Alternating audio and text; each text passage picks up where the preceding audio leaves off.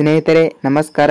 ಗೃಹಲಕ್ಷ್ಮಿ ಯೋಜನೆಯ ಮತ್ತೊಂದು ಅಪ್ಡೇಟ್ಗೆ ಸುಸ್ವಾಗತ. ನೋಡಿ, ಇಲ್ಲಿ ಕರ್ನಾಟಕದಲ್ಲಿ ಬರುವಂತಹ ಪ್ರತಿಯೊಂದು ಮಹಿಳೆಯರ ಖಾತೆಗಳಿಗೆ ಗೃಹಲಕ್ಷ್ಮಿ ಯೋಜನೆಯ 11ನೇ ಕಂತಿನ ಹಣವನ್ನು ಬಿಡುಗಡೆಯಾಗುವ ಸಂದರ್ಭದಲ್ಲಿ ಈ 5 ಹೊಸ ನಿಯಮಗಳನ್ನು ನೀವು ಪಾಲಿಸಲೇಬೇಕು. ಇಲ್ಲವಾದಲ್ಲಿ ನಿಮಗೆ ಮುಂದಿನ ತಿಂಗಳಿನಿಂದ 11ನೇ ಕಂತಿನ ಹಣ ಆಗಲಿ ಮತ್ತು 12ನೇ ಕಂತಿನ ಹಣ ಆಗಲಿ ಬರುವುದಿಲ್ಲ ಅಂತ ಹೇಳಬಹುದು. ಯಾವ ಆ 5 ನಿಯಮಗಳು ಅಂತ ನಿಮಗೆ ಈ ವಿಡಿಯೋದಲ್ಲಿ ಪೂರ್ತಿಯಾಗಿ ಮಾಹಿತಿಯನ್ನು ಕೂಡ ತಿಳಿಸ್ಕೊಡ್ತೀನಿ. ನೀವೇನಾದ್ರೂ ಮೊದಲ ಬಾರಿಗೆ ನಮ್ಮ ವಿಡಿಯೋನ ನೋಡ್ತಾ ಇದ್ರೆ ಸ್ನೇಹಿತರೆ ಸಬ್ಸ್ಕ್ರೈಬ್ ಮಾಡಿ ಮತ್ತು ವಿಡಿಯೋನ ಕೊನೆವರೆಗೂ ನೋಡಿ, ನಿಮಗೆ ಮಾಹಿತಿಯನ್ನು ಇಷ್ಟವಾಗುತ್ತದೆ. ಬನ್ನಿ ಸ್ನೇಹಿತರೆ ವಿಡಿಯೋನ ಸ್ಟಾರ್ಟ್ ಮಾಡೋಣ. ನೋಡಿ ಸ್ನೇಹಿತರೆ, ಇಲ್ಲಿ ನಿಮಗೆ ಮೊಟ್ಟ ಮೊದಲು ನಾವು ಹೇಳುವುದೇನೆಂದರೆ, ಇಲ್ಲಿ ಗೃಹಲಕ್ಷ್ಮಿ ಯೋಜನೆಯ ಹಣವನ್ನು ಪ್ರತಿಯೊಂದು ಮಹಿಳೆಯರು ಕೂಡ 10ನೇ ಕಂತಿನ ಹಣ ತನಕ 2,000 ರೂಪಾಯಿರಂತೆ 20,000 ರೂಪಾಯಿ ಹಣವನ್ನು ಪ್ರತಿಯೊಂದು ಮಹಿಳೆಯರು ಕೂಡ ಪಡೆದುಕೊಂಡಿದ್ದಾರೆ. ಅದಕ್ಕಾಗಿ ಇಲ್ಲಿ ಗೃಹಲಕ್ಷ್ಮಿ ಯೋಜನೆಯ 11ನೇ ಕಂತಿನ ಹಣ ಮತ್ತು 12ನೇ ಕಂತಿನ ಹಣಕ್ಕಾಗಿ 2 ತಿಂಗಳಿನಿಂದ ಪ್ರತಿಯೊಂದು ಮಹಿಳೆಯರು ಕೂಡ ಕಾಯ್ತಾ ಕೂತಿದ್ದೀರಿ. ಅದಕ್ಕಾಗಿ ಗೃಹಲಕ್ಷ್ಮಿ ಯೋಜನೆಯ 11ನೇ ಕಂತಿನ ಹಣವನ್ನು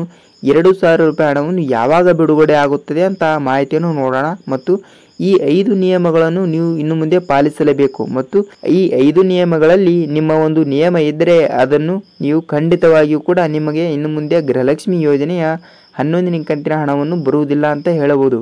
ಯಾವ ಆ 5 ನಿಯಮ ಅಂತ ನೋಡೋಣ.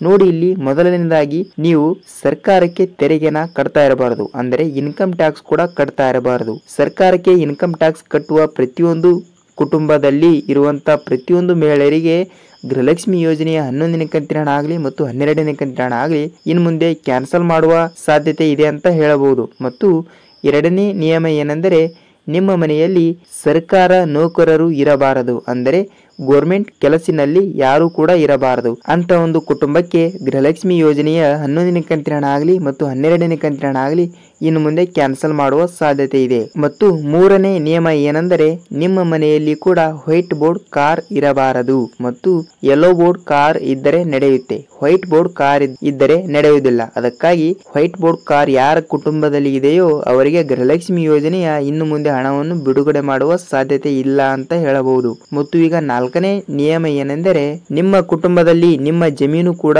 10 ಎಕರೆಗಿಂತ ಹೆಚ್ಚಿಗೆ ಇದ್ದರೆ ನಿಮ್ಮ ಗೃಹಲಕ್ಷ್ಮಿ ಯೋಜನೆ ಹಣವನ್ನು ಇನ್ನು ಮುಂದೆ ಬಿಡುಗಡೆ ಆಗುವುದಿಲ್ಲ. ಅಂದರೆ ನಿಮ್ಮ ಹೆಸರಿನಲ್ಲಿ 10 ಎಕರೆಗಿಂತ ಹೊಲವನ್ನು ಹೆಚ್ಚಿಗೆ ಇದ್ದರೆ ನಿಮಗೆ ಗೃಹಲಕ್ಷ್ಮಿ ಯೋಜನೆ ಹಣವನ್ನು ಬಿಡುಗಡೆ ಮಾಡುವ ಇನ್ನು ಮುಂದೆ ಸಾಧ್ಯತೆ ಇಲ್ಲ ಅಂತ ಹೇಳಬಹುದು.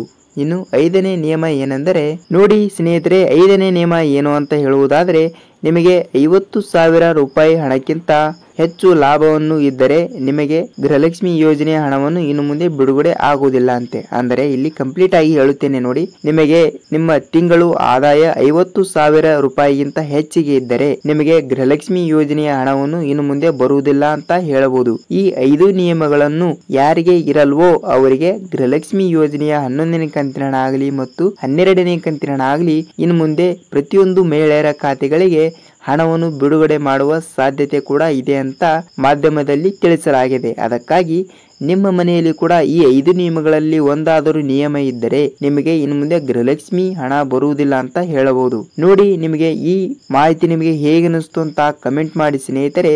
ಈಗಾಗಲೇ ಗೃಹಲಕ್ಷ್ಮಿ ಯೋಜನೆಯ 11ನೇ ಕಂತಿನ ಹಣ ಆಗಲಿ ಮತ್ತು 12ನೇ ಕಂತಿನ ಹಣ ಆಗಲಿ ಪ್ರತಿಯೊಂದು ಜಿಲ್ಲೆಗಳಲ್ಲಿ ಇರುವಂತಹ ಪ್ರತಿಯೊಂದು ಮಹಿಳೆಯರ ಖಾತೆಗಳಿಗೆ ಹಣವನ್ನು ಬಿಡುಗಡೆ ಆಗಿದೆ. ಅದಕ್ಕಾಗಿ ನಿಮಗೂ ಕೂಡ ಹಣವನ್ನು ಬಿಡುಗಡೆ ಆಗಿರುತ್ತದೆ. ಮತ್ತು ಈ 5 ನಿಯಮಗಳಲ್ಲಿ ನೀವು ಪಾಲಿಸಿದರೆ ನಿಮಗೆ ಹಣವನ್ನು ಗ್ಯಾರಂಟಿ ಬರುತ್ತದೆ. ಮತ್ತು ಈ 5 ನಿಯಮಗಳಲ್ಲಿ ಯಾರಾದರೂ ಒಂದು ನಿಯಮ ಇದ್ದರೆ ಅವರಿಗೆ ಇನ್ನು ಮುಂದೆ ಕ್ಯಾನ್ಸಲ್ ಆಗುವ ಸಾಧ್ಯತೆ ಇದೆ ಅಂತ ಹೇಳಬಹುದು. ನೋಡಿ ಸ್ನೇಹಿತರೆ, ನಿಮಗೆ ಮಾಹಿತಿಯನ್ನು ಹೇಗೆ ಅನಿಸ್ತು ಅಂತ ಕಮೆಂಟ್ ಮಾಡಿ. ನೀವೇನಾದ್ರೂ ನಮ್ಮ ವಿಡಿಯೋನ ಮೊದಲ ಬಾರಿಗೆ ನೋಡ್ತಾ ಇದ್ರೆ ನಮ್ಮ ಚಾನಲ್ ಅನ್ನು ಸಬ್ಸ್ಕ್ರೈಬ್ ಮಾಡಿ ಮತ್ತು ವಿಡಿಯೋನ ಒಂದೇ ಒಂದು ಲೈಕ್ ಮಾಡಿ.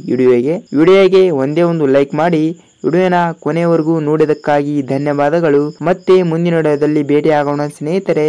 ನಮಸ್ಕಾರ.